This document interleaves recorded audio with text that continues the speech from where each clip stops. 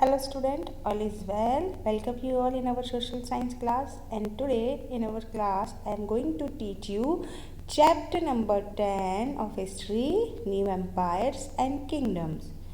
Students, in the previous chapters we read about how after the decline of the Mauryas a number of kingdoms emerged in the Indian subcontinent. By the beginning of the 4th century CE, the Gupta's empire came to power. The Guptas were the rulers of Magad and set up a strong and powerful empire. This period is often referred to as the Golden Age of ancient Indian history, as it saw a number of developments and achievements in fields such as art, science, religion, and technology. The important rulers of this dynasty include Samudragupta and Chandragupta II, also known as Vikramaditya. We can get a lot of information about the Gupta's period from the various archaeological sources such as coins, monuments, and inscriptions, and literary sources like the work of Kalidas and account of foreign travelers such as Fazend. The main archaeological source is Allahabad pillar inscription of Samudragupta is known as Prayag Prashishti. Do you know what is the meaning of Prashishti? Prashishti is a Sanskrit word meaning in praise of. So Prashishti meaning is in praise of. Prashishtis are long inscriptions written in praise of kings. From the time of Gupta's Prashishti became very important. Gupta Prashishti, Samudragupta is one of the most famous and important ruler of Gupta Empire, who ruled till 380 CE. The main source of information about him comes from the Allahabad pillar inscription, the Prayag Prashishti, as we know before, as we discussed before also. It was a eulogy composed by his court poet Harisena. The Allahabad pillar inscription by Harisena mentions the various achievements of King Samudragupta. He has been highly praised in these inscriptions as not a great warrior but a patron of art and literature, a great musician, and a poem. Coins issued by him show him playing the veena. The poet praised the king as a warrior and equal to God. According to the poet Prashishti, he described the Samudragupta, whose body was most charming, being covered with the plenteous beauty of the marks of hundreds of scars caused by battle, axes, arrows, spikes, spears, barbed darts, sword, iron curves, javelins, barbed arrows, long arrow, and many other weapons. The Prashishti lists the various rulers who were defeated by Samudragupta and the areas that he conquered. If you will look this map, you will notice an area shaded in green. You will also find a series of red dots along the east coast, and you will find the areas marked in purple and blue as well. This map is based on the information provided in the Prashishti. Harisena described 4 different kinds of rulers and tell us about the Samudragupta policy towards them. The rulers of Aryavarta, the area shaded in green on the map here, their kingdoms were made a part of Samudragupta empires. And the rulers of Dakshinapath, here there were 12 rulers, some of whose capital are marked with red dots on the map. Here you can see red dots on the map. They surrendered to Samudragupta after being defeated, and he then allowed them to rule again. And the inner circle of neighboring state including Assam, Coastal Bengal, Nepal, A number of gun sangh in the northwest marked in purple on the map. They brought tribute, followed his orders, and attended his court. The rulers of the outlying areas marked in blue on the map, perhaps the descendant of Kushanas and Shakas, and the rulers of Sri Lanka who submitted to him and offered daughters in marriage. And this is about the Prashishtis and policies towards the different rulers of Samudragupta. Now next we will discuss genealogy. What do you mean by the genealogies? It means list of ancestors. Most Prashishtis also mention the ancestors of rulers. For example, there is one Prashishti that mentions Samudragupta's great grandfather, great grandfather's grandfather, father, and mother. The Guptas rose to power and acquired political control in the region of Magad in the second decades of the 4th century CE. The first known king was Sri Gupta, who founded the Gupta Empire. The Puna copper inscriptions describe him as Adhiraja of Gupta dynasty. He was succeeded by Ghatotkacha, who was referred to as Maharaja. Chandragupta I was the first important king. He was referred to the Maharaja Adhiraj, meaning great king of kings. His accession to the throne in 319 CE marks as the beginning of Gupta era. He married Kumar Devi, the Lichavi princess. The Chandragupta I was succeeded by Samudragupta, who used the same title as his father also.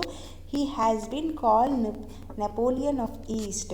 Samudragupta's son was Chandragupta II. He is very often referred to as Vikramaditya. He defeated the Sakas and seized western India. This made his empire much more prosperous because he got control over the port of western India, Surat and Bharuch, which were main centers of trade with Europe, now came under the Gupta Empire. According to the latter belief, his court was full of learned people, including Kalidas the poet and Aryabhat the astronomer. So this was genealogies of Guptas. Now next, Harshvardhan and the Harshcharitra. After the Guptas, the only empire that became powerful in the north was set up by Harshvardhan. We know from coins, inscriptions, and his biography, Harshcharitra, written by Banbhat. His court poet, Yuanzhang, a Chinese pilgrim, has also left interesting account of Harsh's reign. Harshvardhan was the younger son of the ruler of Thansavur. His elder brother ascended the throne, but he was killed at the tender age of 16. Harsh ascended the throne and took on all the responsibility in 606 CE. After his brother-in-law, who was the ruler of Kannauj, died, he became the king of both Thaneswar and the Kannauj. Most of the information about his reign comes from two sources. One source is Harshcharitra, a biography of king written in Sanskrit by his court poet Banbhat. The other source is the account of Yuanzhang, a Chinese pilgrim who came to India during Harshvardhan's reign. According to Yuanzhang, Harsh was a great and benevolent king who worked hard for the welfare of the people. Harsh united the kingdom of Thanesar and Kannauj. He also transferred his capital to Kannauj. He conquered the territories of Bengal, Bihar, Odisha, eastern Punjab, and almost the entire Uttar Pradesh. Many other places like Nepal and Kashmir paid tribute to him. That he tried to cross the Narmada river and gain control over the Deccan, but he was stopped by Pulkesin II, a Chalukya ruler. Student, Harsh was a great patron of literature and art. Scholars such as Banbhat and Dandin lived in his court. He himself was a great writer and had written 3 plays in Sanskrit: Ratnavali, Priyadarshika and Nagananda. He was a follower of Buddhism, but he was tolerant toward all religions. According to Yuanzhang, Harsh built a number of stupas. He organized a grand convention at Kannauj, which was attended by many kings and pilgrims. After the visits of Yuanzhang, he also sent a mission to China. It was under him that Nalanda University became a great center of Buddhist learning. So this was about Harshvardhan and Harshcharitra. Harshvardhan, although was successful in the east and conquered both Magad and Bengal, he was not as successful elsewhere. He tried to cross the Narmada to march into the Deccan, stopped by a ruler belonging to Chalukya dynasty, Pulkesin II. Students, we will discuss about the Pallavas, Chalukya and the Pulkesin Prashasti. The Chalukya of Vatapi, the Pallavas of Kanchipuram and the Pandyas were three important kingdoms that emerged in Deccan and South India as the Guptas declined.